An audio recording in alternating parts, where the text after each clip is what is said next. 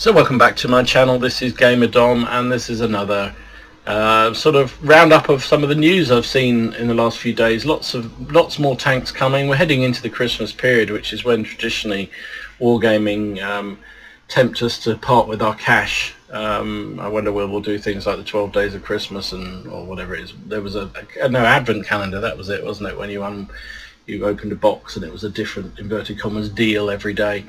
But it seems like certainly on the North American server, and who knows with the others, hopefully in Europe as well, there'll be some new tanks and new offers coming through. So the Daily Bounce report on their blog that there's a whole range of offers coming through on the North American server in the next month. So from today through to the 14th, the FV201 heavy tank, British heavy tank. It's I've done a video on this when it first came out. It's only ever been offered once, I think, for sale. It's nothing special, but I kind of like it in a perverse sort of way. I call it a little pecker. It's like British tanks all over the place. Pretty good turret armour, not outstanding, but pretty good under pressure, but a gun that is a very high rate of fire but very low alpha. You don't see it very often. It's a tier 7 heavy. I like it, but you don't see it very often. So anyway, it is what it is. Then more exciting, more new is the T26 E5 Patriot. This was the tank we talked about some time ago. An American, I think they're calling it the Jumbo Pershing or something like that. It's American heavy tank. It's going to be available from the 10th to the 5th, 10th of November to the 5th of December apparently on the North American server. One would hope it appears on the European server. It's got decked out in red, white and blue, so hopefully we get the option to change it. Otherwise I'll be trying to work out how to put skins on my tank, because I don't really want that. From November the 17th to the 28th, the bounce is saying that the Ram 2 will come back, which is that Canadian little medium tank, very fast firing but very low pen gun, needs to fire premium pretty much all the time. And the Hydrostat, the Panzer IV Hydrostat. Now that's always been sold in very expensive bundles in the past. I've never bothered to buy it because it doesn't look terribly exciting, and I don't really want to spend ridiculous amounts of money, more ridiculous amount of money than I already do on this game. They're also saying one that does interest me is November 25th to December the 5th, the AMX M4 49 Liberté, and that's the French heavy tank that was talked about some time ago. It's a tier 8. It does look pretty darn good, so I'd be interested to see whether that comes again. The versions you're seeing seem to have it in pretty horrible red, white and blue, apologies for French, red, white and blue sort of French symbols and emblems and maps. It looks like a French flag basically, much like the Patriot looks like an American flag. I hope we get an option not to have those colour schemes. I think it makes the game look more cartoony than it already is, and B, I just don't really want all those sort of horrible colours on my tank particularly. So anyway, interesting, whole load of premiums coming. Looks like Wargaming have finally given up on the we're not going to put anything new in the game, we're just going to solve the problems of the game. It looks like they've gone back for a money grab. I'm not surprised, to be honest. Fixing the game costs a lot of money, and I guess they need to find a way, new revenue streams. And if it's true that numbers, particularly in the North American servers, are dropping off as rapidly as they are, then they've got to replace that revenue stream. And clearly, selling premiums is one way to do it. And from what I've seen, there's a whole bunch of them on their way, so we'll see. So indeed the AMX M4 49L is already in the game. You can find the files in your normal game files, so if you go in and look at the preview ability, you can have a look at it sitting here, and here it is.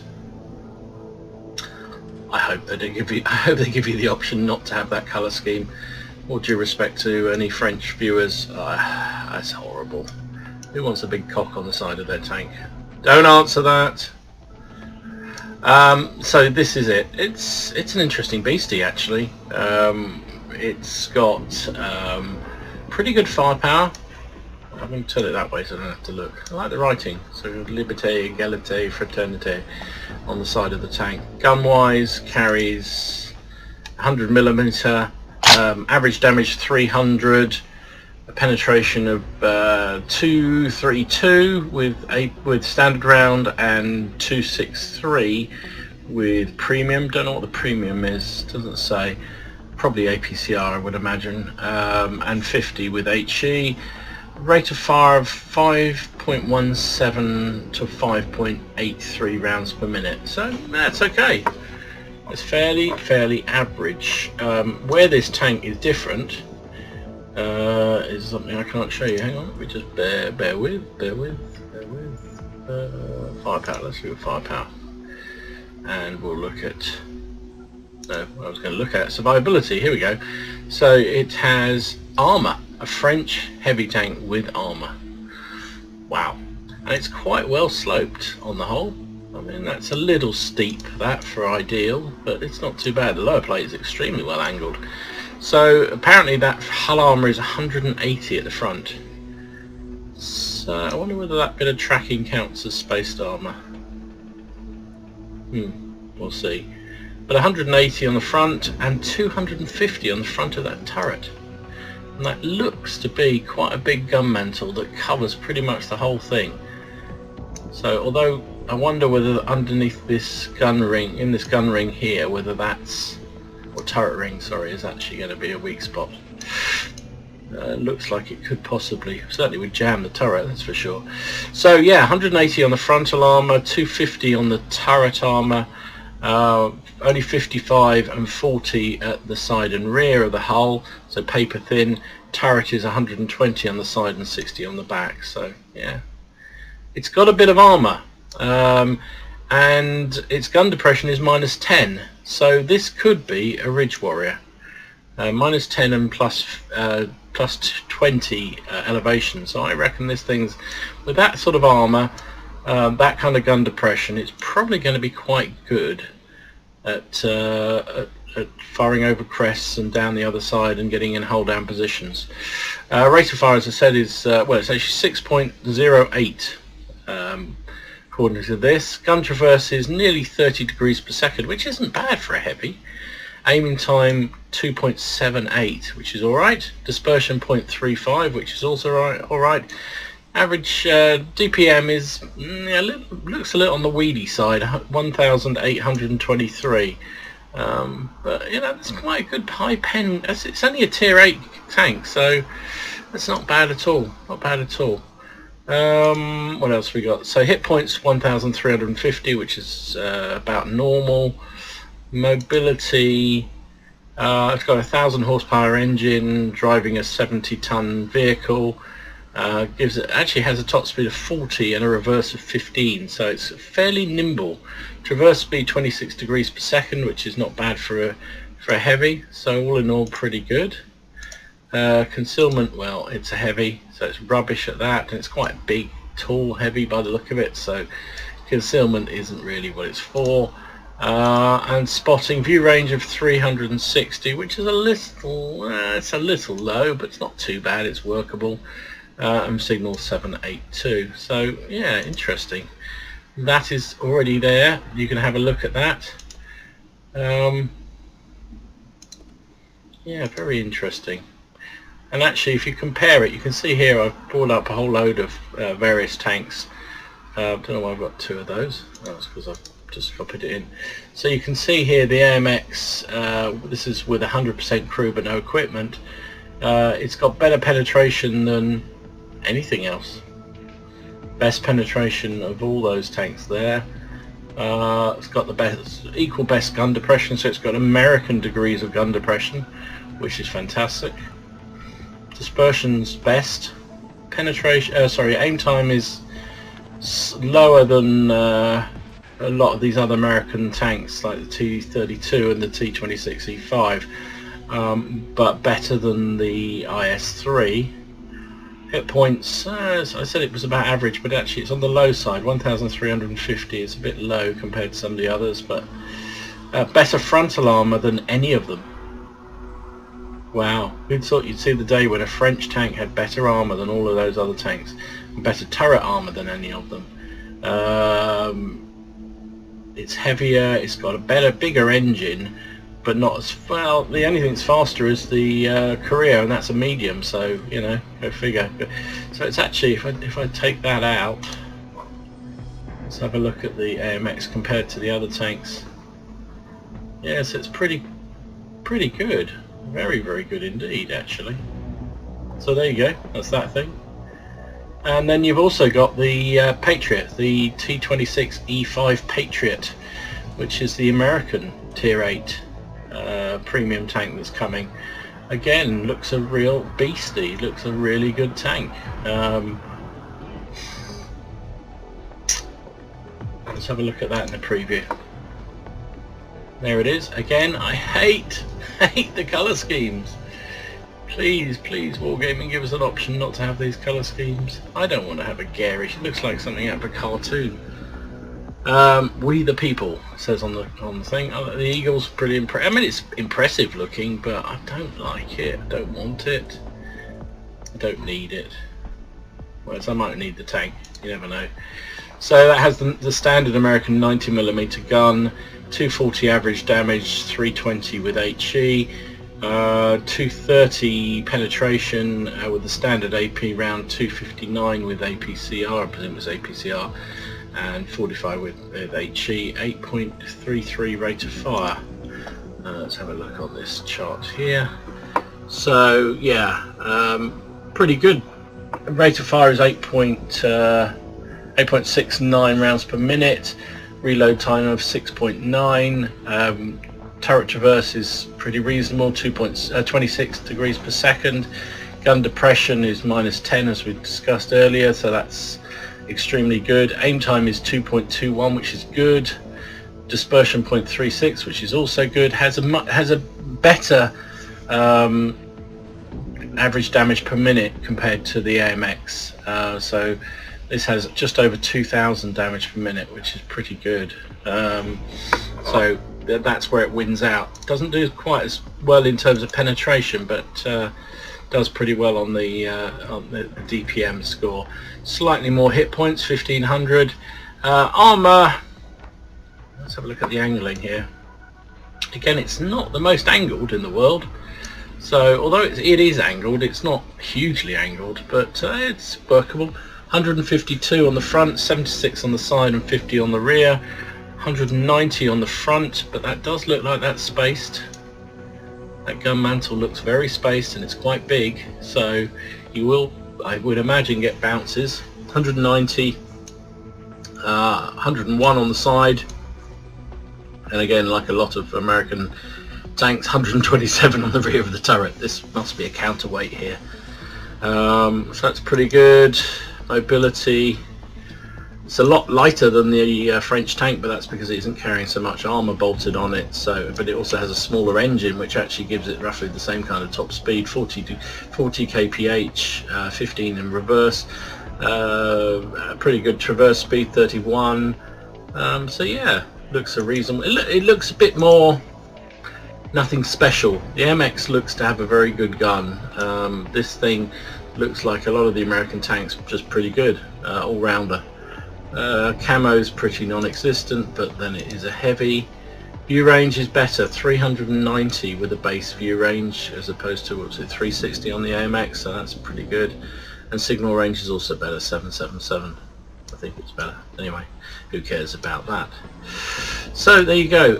Let's go back and have a look at them in the chart, in the comparison. So I've got up here T32 and a Super Pershing and an IS-3, just to give a different range of things. And both of these premiums stand out really well. So you've got shell damage. Yeah, the AMX is top of the pile there, top compared to the Patriot. The penetration is also better on the French tank than it is with the American tank. but to compensate, the American tank has a better rate of fire and consequently a better DPM. Turret traverse speed, the American tank, no, sorry, the French tank has it on the turret traverse. They both have really good gun depression, -10, so that's great. Aim time is marginally better on the Patriot, 2.21 as opposed to 2.78, but dispersion is better on the French tank. So yeah, but as I say, the DPM is actually quite significantly different. 1,823 on the French tank, 2,086 on the American tank. Yeah. Hit points also, the American gets more hit points, but the armour is better on the French tank, which is extraordinary. Weight, the American tank is almost half the weight of the French tank, but it also has an engine that's 3/4 less powerful. But they both have pretty much the same top speed and same reverse speed. Now it comes down to ground resistances and the hidden stats that we don't get here, really, to find out who's the quickest off the ground. American tank has better view range, French tank has better signal range. There you go. So there you go. The files are there. Go and have a play, have a look, see what you think of these babies. We'll see what they're like ultimately when they start to appear and we can actually get hands on them properly. So looking at some of the other stuff that we've seen in the last week or so, reported, there appears to be yet another French Tier 8 heavy tank in test. This is the Armour SM, a Tier 8 premium tank. Looks quite nice actually. Yeah, it looks like it is an autoloader. Yes, it is. There we go. So 100mm auto-loading tank. It seems like Wargaming are big into autoloaders all of a sudden, with all the Swedish tanks coming that look like they're autoloaders. Lots of premium autoloaders. We had the Swedish premium Tier 6 tank, which was the Steve 42, which was previously the first medium premium auto-loading tank in the game. And it looks like there'll be more on the way. So this is the Armour. It looks to be quite interesting. We'll see it's in super test, so we'll see what comes out of it. Interesting again, there's a little bit of armour, 120 on the hull, not so much on the turret this time, but 100mm auto-loading gun. How many shots in the magazine does it say? 5-shot magazine. Penetration of 232, which is pretty darn good, and a damage of 300. So what's that? 1,500 potential in a clip, which is pretty good. Aim time 2.3, which is okay. Workable. minus 10. I thought it was -15 gun depression. Oh bloody hell! Rate of 5.5 doesn't tell you how. Reload shot is 3.75 seconds. So it's not whistlingly quick, but it is a 100mm shell. So that's one that's on the boards in super test. You know, we'll find out in due course whether or not these it does appear first of all, and whether it does actually have the same kind of features that it is so far. Generally, things get changed in super test or after super test. And back, it must be a couple of patches ago, the Wargaming removed the Lorraine 40T at Tier 9 and they replaced it with the Mini Bat Chat. And it appears that they loved the modelling even if they didn't like the stats that it had, and they've remodelled it as a Tier 8 premium tank, and that's currently going through super testing, which is interesting. Yet another auto-loader. Premium medium tank, Tier 8, again the 100mm like the Armour, 100mm gun, this time with 6 shots in the magazine. Same sort of penetration, 232, average damage 300, accuracy has a whopping damage per minute of 2,000, which is pretty damn good. 2.75 seconds between shots, which is interesting. Much longer load time for a whole clip. So what else has it got here? Only a crew of 3. So it's an interesting one. We'll see when it actually does appear what it really is like. Oh, here we go. Let's have a look at. Oh, it doesn't tell us what the armour is. So yeah. So the Lorraine 40T may yet make a reappearance into the game. This time as a premium. Excited? I never played it, so I've no idea. So Bounce is also talking about some new emblems that are coming into the game, which is interesting. There is an Ace Tanker 1. Now he seems to suggest that this is available only on the North American server at the moment. Hopefully it will come to the European, but there's some sort of mission associated with it. So I don't know whether you just need to get an Ace Tanker result and then you get the badge, or what it is. Maybe somebody who's on the North American servers watching this can let me know down below. But that'd be lovely, actually. I'd love to be able to get an Ace Tanker emblem on my tanks when I've mastered them. I think that would be a great step in the right direction. And there's also some nice interesting ones here. You've got this Ghost one here. This is looks like 7th Cavalry, and this one, which makes me laugh a lot. This is a caricature of a chap called Meathead Militia, who's one of the North American Wargaming employees. Does some very funny videos on YouTube. Well worth a look if you like a laugh. I mean, he's always talking about all the deals and offers that they're running on the North American server. So for those of us on European, it's not an awful lot of use, but it's quite a fun little emblem if you want to have Meathead on your tank. Makes me wonder whether they'll start doing some others. Maybe there'll be a Quickie Babe one or a Jingles one that you can stick on. Interesting though, I mean, there was some time ago there was a big controversy in the game about Wargaming wanting to put in place some kind of bonus depending on which emblem you used. So certain emblems would improve the overall results of overall skills of all your crew. Certain would only work with a loader or a gunner or a commander and so forth, and they could be cumulative as well. And if the effect of them was to effectively give you like a new equipment spot on your tank. So instead of the three you've got at the moment for loader and everything else, you get the benefit of these emblems on your tank. But there was a huge outcry because there was no kind of suggestion of what would happen if you already had emblems already on your tank, but you didn't want the bonus that they gave you. So for instance, I don't know, say you'd put an inscription on your tank just because you liked it and it was a tank you love and you wanted to colour it, to put it, make it look good.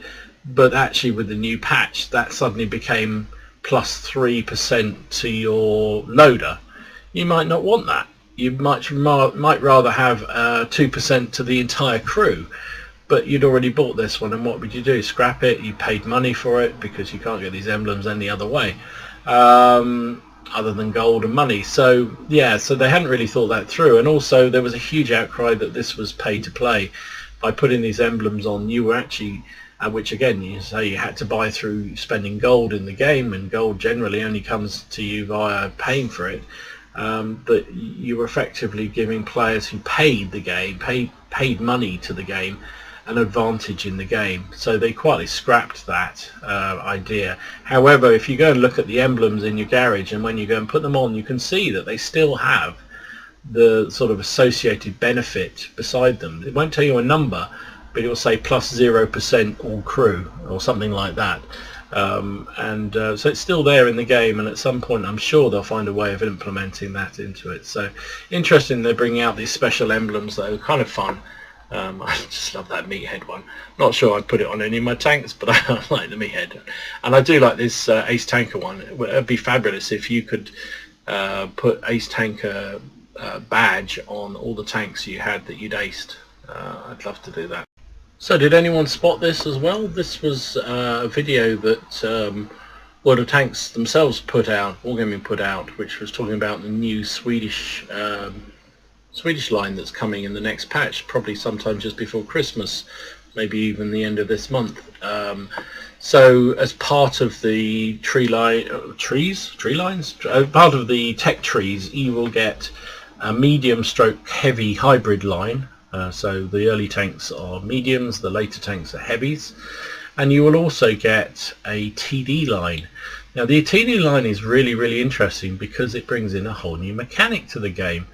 So this was a video that Wargaming released, and actually Sam Lockhart, who's a fantastic YouTuber in the US, did his own video looking at this video. So I'm going to look at his video looking at this video. So let me just play this stuff just for a second and you can see what you think. To switch into the siege mode, you need to press a special button. The time of deployment will be adjustable depending on the vehicle. Some vehicles will deploy in 1 to 2 seconds. Some will take a bit longer. After switching from one mode to another, you switch into the siege mode. So you can aim up and down with your mouse with the help of hydropneumatic suspension. It changes the vehicle collision model itself and allows you to aim vertically with the help of the hull. Oh no. There is, at best, 1 to 2 seconds of intermediate switching between each mode, so it may take longer. Now, what's also worth noting is it takes about 7.02 seconds for the gun to reload from that clip. So I don't know if it's the preliminary stats, but the initial stats on the STRV-103B is that this vehicle reloads at 9.33 seconds. So they may have buffed it in the meantime, but we'll talk about the stats coming right up. It will be very easy for players to do, because switching will take 1 to 2 seconds. It only takes one button, and it's already intuitively clear for the vehicles with limited gun traverse angles that have a hull lock. So, for an experienced TD driver, there won't be many drastic changes, but the first important change is that you will now need to press the X key, because previously it wasn't necessary. You The can hull just lock. roll up and deliver fire without pressing it. And That's another the hull change, lock. possibly considered a drawback, is that you need time to switch into this mode and back.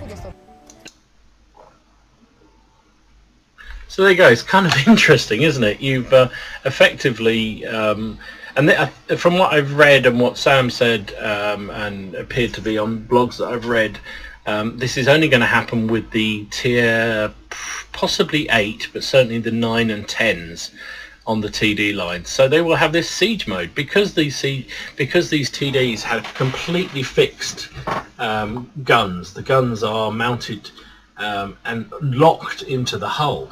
So there's no traverse left or right or up and down with them.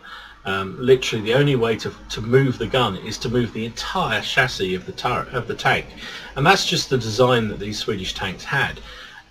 So to accommodate that, they've introduced this siege mode. You get into position, you hit the X button, and it basically acts like those sort of stabilizers you see on tractors, you know, that sort of come out and lock the tank in position, which allows much better accuracy. So again, from what I can read, and we won't know till we can get on the test server with these tanks, but effectively what that means is these things are going to be absolutely shit at firing on the move. They won't even hit within the same country, let alone county, when they fire on the move.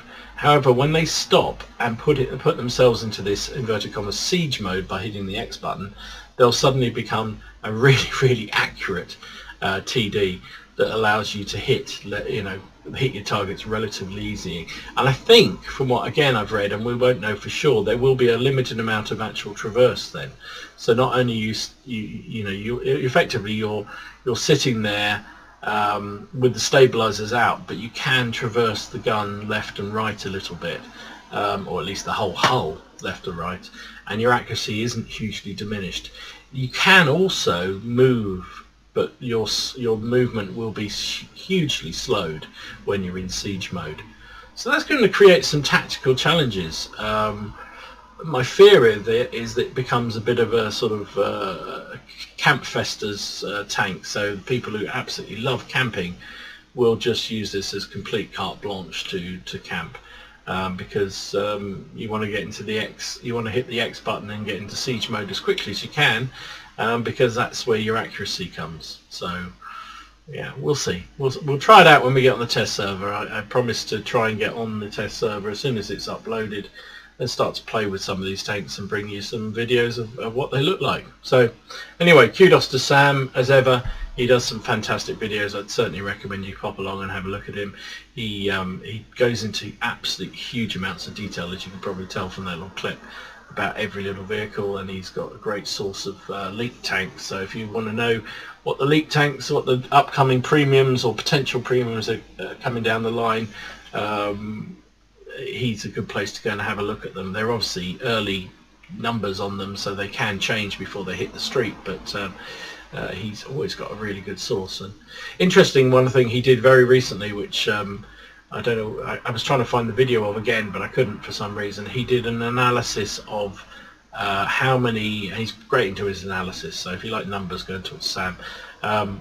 He did an analysis of the most played tanks in the last sort of month or so on all servers, and I know we always blame Russian bias, and we believe that the Russians, there's a certain sort of well, just blatant bias towards the Russians in this game. He actually showed, with just purely based on numbers, that actually the German tanks are more played than any other branch of any other nation in the game, and actually also have better results than any other nation in the game. So go figure. Russians were second, as memory served, but it was quite interesting to see the Germans were number 1, Russians were number 2, and I think the Americans were number 3, something like that. As I say, I was trying to find it, but I couldn't find it. I'm inclined to think a lot of that was down to he did it for the period not long after the Scorpion G had hit the market, and we all know you go into any top tier or any tier 8 game, you will see at least 1 Scorpion G, probably 2, sometimes 3 on each side, because it's such a good tank and so popular.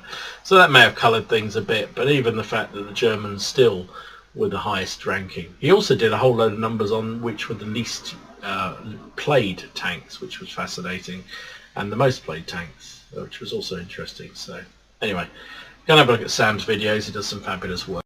So talking about Russian bias, apparently a new Russian tier 8 premium heavy tank is on its way.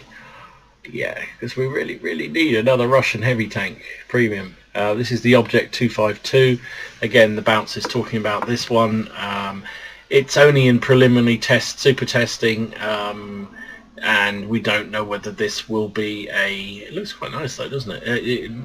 We don't know whether this is going to be a for sale premium tank or whether it will be a Clan Wars reward tank. Because remember, they do these sort of vehicles for Clan Wars. 1500 hit points, big 122 BL, 13 gun, 12-second reload, aim time 2.88. So all pretty standard stuff. No idea on the... Oh, we've got turret armour values, 250 at the front, only 90 on the hull. So interesting. So that's in super test, so we'll see what comes of that, if indeed it ever does. And bearing in mind, some of these tanks never see the light of day, others do, but are completely... So next up, you've probably seen this already if you've been playing the game, but the Backchat 25T is top of the tree for November, so lots of dedicated missions for anything along this. And so basically the way it works, for anybody who doesn't know what it is that if you play any tank along the Backchat's line, so that includes the AMX 12-ton, the AMX 1390, the mini Backchat, and of course the proper Backchat, you get a mission which will get you some goodies. So what's the mission? Where are we? So if you complete 50, if you win 50 battles, finishing in the top 10, you win 50 battles and finish in the top 10 with any of these tanks. No, it's only with the top tier, so the tier 10 version. You will get some personal reserves, which if you play the tank anyway is pretty good. Also, every tank in the line is offered on discount, and also you get times two crew experience for every battle, up to 50 times per account when you drive the Backchat 25T. So yeah, that's useful. And also there will be so basically there's a discount of up to tier 5 tanks in that line. You'll get 50% off, and up to tier 10 is 30% off. So that's pretty good. If you're already about to unlock any of the bat chats, you can save a third in your credits. So that's pretty good. Pretty good go. I'm just about to unlock 1390s. Hopefully I'll get that done before this mission comes to an end. And also you get 50% extra crew bonus in all the vehicles on this line whenever you battle them. So that's kind of cool. So there you go. That's a few things I've noticed in the last few days, last couple of weeks around the game we love and enjoy and frustrates us at equal measures. I hope you enjoyed this video. If you did, please consider giving it a like down below. Let me know what you think. A huge number of premiums coming through the game. What does that mean for the game itself? What do you think about this? Is it just becoming more and more pay to win? Or is it just balance? You know, the fact that people put their money into the game, why shouldn't they get a tank that's you know, at least competitive to a normal tank? I have mixed feelings. I put money into the game and I think, well, if I buy a tank, I want it to be competitive. I want it to be I don't want to be paying for a tank that's not particularly great. I want to pay for a tank that's as good as anything else in the game. However, I recognise that I'm fortunate that I can afford to pay for the game and can buy some tanks, whereas others who play the game can't. And it's is that fair? I don't know. Anyway, let me know what you think. If you haven't subscribed to the channel, please consider subscribing. Just click the subscribe button. It costs you nothing. It's free and easy. Just means that you get notified when I put new videos up and you can go along and have a look at them at your leisure. In the meantime, have fun, enjoy your games. Remember, it is just a game and try not to take it too seriously, and I'll see you again soon. Gamerdom out.